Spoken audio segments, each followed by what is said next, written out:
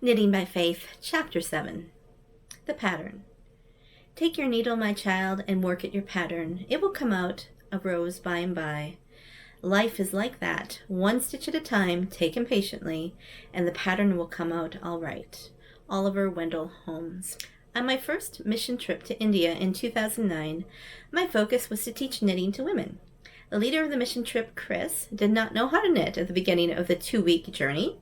With my enabling, she had knit a full cone of dishcloth by the time she flew home. About a year afterwards, Chris, who lives on the East Coast, came and spent the weekend with me. She was knitting socks by that time, but what she really wanted to make next was felted slippers. I took her to a yarn shop and we found a felted slipper pattern that I had made before. I recalled that many other knitters I knew had made them too, so it was a good and reliable pattern. I knew Chris's skill level, and since she follows patterns well, she could easily make the slippers. With a little debating, we settled on a good feltable wool and a pair of needles. Back at my house, she cast on and started her slippers and was still working on them when she flew home. A week later, she called and asked, "Are you sure this pattern is right?" She described how big the slippers looked and didn't think that they were going to fit her. I laughed and realized I had forgotten to warn her about how big the slippers will look before felting. I assured her that they were fine as long as she was following the pattern. It was right. A few days later, she called again and said she was almost finished but thought they looked wrong. This time it sounded as if she had almost lost faith in my judgment. But again, I told her they were supposed to get that big and gave her tips on felting. She was trying to trust me and went on with knitting the slippers. The next call wasn't a question mark, but an exclamation mark. The slippers were finished and they fit her perfectly. She was so excited that the whole felting process really worked. As soon as she could, she bought more yarn, cast on again, to make a pair of slippers for her husband. Well before Christmas, she had made felted slippers for her whole family. This experience was based on a lot of trust and faith on Chris's part. She had to be confident in me to help her pick out the pattern and materials. She had to trust me when things started to look wrong. Chris also couldn't imagine that what she was knitting would end up looking like the picture on the pattern or fitting her until, step by step, she finished. Our faith in God can be like this. I only wish that I was more trusting of God like Chris was to me. When I start to question whether things are going right, I may not always ask the right person or people or listen to the right answers. Sometimes it's because I'm still practicing faith, and other times it's because I don't want to hear the truth and do it my own way. I do desire to live a life more faithful and trusting, but how do I know that I'm following a good and trusted pattern? How do I know that I'm listening to the right people? That's when I pull out my Bible and look in there for God's pattern. In case you're wondering, there aren't any knitting patterns in the Bible. I've looked. How much easier would it be if there was a knitting pattern of life to follow? Everything I needed to do and prepare for would be laid out with clear instructions, a material list, and full-color pictures of the finished project. The Bible is at once simple to follow and yet complex, but I know that it is the most reliable pattern for life. Inspired by the most reliable pattern maker ever, I will continue to follow and trust the pattern even when life looks too big to fit, like the slippers did before felting. I will continue to follow as I release the work of my hands into the agitator of the washing machine of life. And I will continue to trust when I am wearing the results of my efforts, which happen to fit me perfectly and keeps me in fuzzy warmth. Pattern, a faithful life. Materials: 1 skein of life, the colorway of your choice, size 10 faith needles, truth holders, holding thread for a lifeline, a needle of love for binding in ends. Directions: cast on the skein of life. Knit every row until the pattern changes. Follow the new pattern. Proceed in this way with each pattern element that comes your way. Use the truth holders as needed. At the same time, make sure to add a lifeline of faith and use it to fall back on when the pattern comes unraveled. Bind off and hem in ends with your needle of love. Notes: it is required that you often join with others who are knitting their skeins of lives. The insight and companionship gained during these times cannot be acquired by knitting alone. The colors of yarn that come out of your skein may change and not blend as you expected. Enjoy each of the colors as they come out of the skein of life and are knit into your pattern. Knitting by Faith, Chapter 8. Knitting Community. I mean that my heart unto yours is knit, so that but one heart we can make of it. William Shakespeare, Midsummer Night's Dream. One thing that I've learned in my Christian walk the last few years is the power of community and of continuity. I've been in several triad Bible studies with 2 other women. Since we were small, we could grow close and trust each other. As a result, powerful things happen that wouldn't normally happen in a larger setting. I've also been in small and large group settings, and each has their own benefits of community. And then there is knitting community. There is a Friday afternoon group at my LYS. I started going a few years ago and try to go as often as I can. When things heated up in my life, I was glad to have just one place where there was no major crises. Of course, there are sometimes yarn or project crises, but that's a different story. The women have been very supportive to each other. They gave me the courage to try knitting a sweater after many failed attempts. This was followed by many more attempts. Note the word attempts and not the word sweaters. They have helped me in learning new things as I have helped them. There's always food, laughter, and a solution to the world's problems. We aren't pretentious or too gossipy, and anyone is welcome to come and sit. The shop is where I was inspired to purchase my first loom. I also borrowed a couple of spinning wheels from friends there before buying my Ashford Joy. More recently, I started needle felting, yarn dyeing, and am now enjoying the drum carder and the sock knitting machine. The group comes up with fun ideas like the time we had a Halloween costume contest. We were to dress up from the neck up with a knitting theme. The woman who won had wrapped her head like a ball of yarn with needles sticking out all over. Some needles broke off in the car on the way to the shop. Won first prize.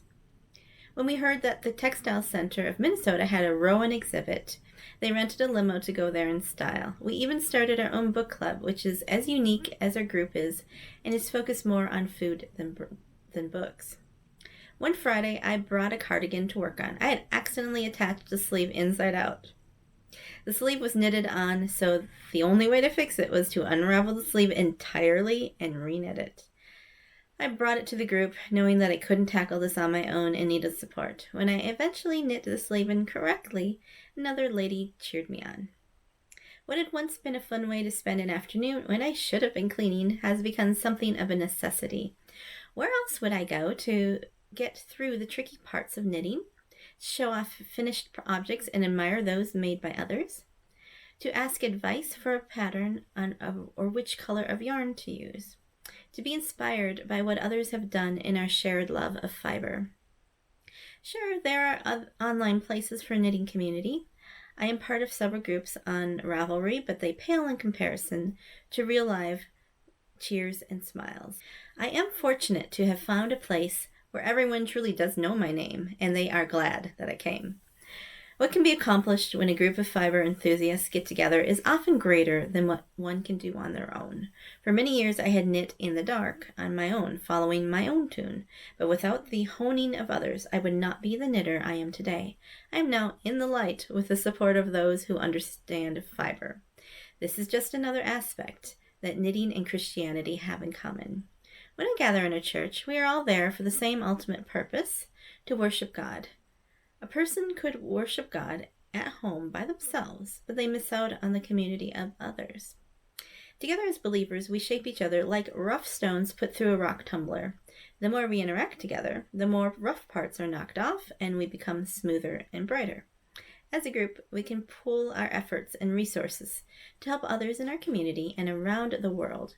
And sometimes, like at my LYS, we can solve one or two of the world's problems. Whether it's a gathering of worshipers or a group of knitters, a community of like-minded people can encourage new thought and new expression of creativity. I hope that everyone who reads this may be as blessed as I to have such an encouraging community of supportive believers and crafters. And may there always be a friendly group to cheer each other on through crafting, life, and faith. Knitting by Faith, Chapter 9. Stash. The only place where housework comes before needlework is in the dictionary. Mary Kurtz. Sometimes I daydream about leaving everything and taking off in an RV, a houseboat, or even living nomadically out of a backpack and traveling around the world. I'd only take what was absolutely necessary to survive and get rid of the rest. Goodbye split-level 70s style house. Goodbye weed-infested yard. Goodbye closets of clutter and the possessions that try to possess me. What I really daydream about is having a new lifestyle. I talked to my husband about selling our home to live in an RV. It's a perfect life for us, I insisted. After all, he works from home and rarely needs to go to his workplace. Why be tied to a location? And if we didn't have a mortgage payment, utilities, and maintenance costs, I wouldn't need to work. I could have more time to write. Imagine what I could write about while traveling. He was rather quiet in his response and not as enthusiastic about the idea. I could tell that this was not something he thought much about before. I don't know if that's a good thing or not. These daydreams are coming back to me again as I gear up for my annual craft room cleaning. The problem with the craft room is that I not only love fiber arts, but I also have a history with quilting and other crafts. I had a long-arm quilting and custom quilt making business. Some of the supplies are still in the craft room since I think I'll use them someday. But when that someday comes, I probably won't be able to find what I want because it's all a bit disorganized. As I clean my craft room out this month with a forklift and hazmat suit, I have a new mantra. That won't fit in the RV. If I don't care enough to smush it into the cabinets of my imagined RV and travel around with it, it's gone. There's only so much yarn that can fit into an RV. Come to think of it, I could fill an RV and call it my craft room. But that's just asking for more trouble. Where does all this stuff come from? I think that there's a clutter monster that comes into my house at night, throwing around my stuff and adding things in places that I won't find until I declutter. But unfortunately, I can't blame anyone else but I for the state of my messy craft room. The craft room is a graveyard of past dreams, creations, and mistakes. These lay near to the hopes and dreams and mistakes of today. It's like a wedding and a funeral taking place at the same time. I want a simpler life and a simpler craft life.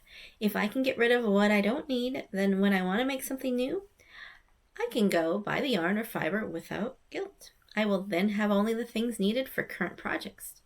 There would be no cluttered craft room and no need for an annual clean out. If only it were that simple. There's something about yarn, any kind of yarn, that has a magnetic pull. I'm not telling you anything new here.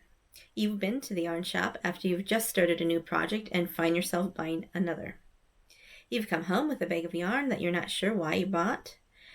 You've seen yarn on clearance and can't let it sit there, all alone, even if it is rather ugly or a fiber you don't like. And my particular favorite, purchasing yarn as a souvenir instead of a tacky spoon or magnet. I've been pondering the stash thing when I came across Luke chapter 12, verse 15. Then he said to them, "Watch out, be on your guard against all kinds of greed. Life does not consist in an abundance of possessions." Wow, watch out. That's pretty strong wording for talking about things. In context, the heading of this part is warnings and encouragements, and is followed by the parable of the rich fool.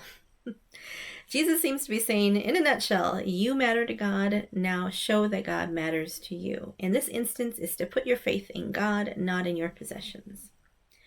God isn't directly telling me that having yarn around is wrong, but what he could be saying is, don't let it take away from my relationship with him. And I can see his point when I'm faced with a cluttered and disorganized craft room, which is going to take a weekend or more to sort out. All this clutter took time to accumulate, time thinking about what I wanted, earning money to pay for it, and organizing or storing it away. Then it comes to the annual craft room cleaning, which takes even more time away from other things. If I had only what I needed and less of what I wanted, less time would be spent to manage my stuff. I would have more time and money to show that God matters to me. As I go through the room this year, I'm going to keep Luke 12:15 in mind. I'll set aside some things to sell, some things to donate, and even some to throw. The craft room will be in such good shape that I'll have the space to do new creative things without the specter of the past. Because after all, it won't all fit in the RV.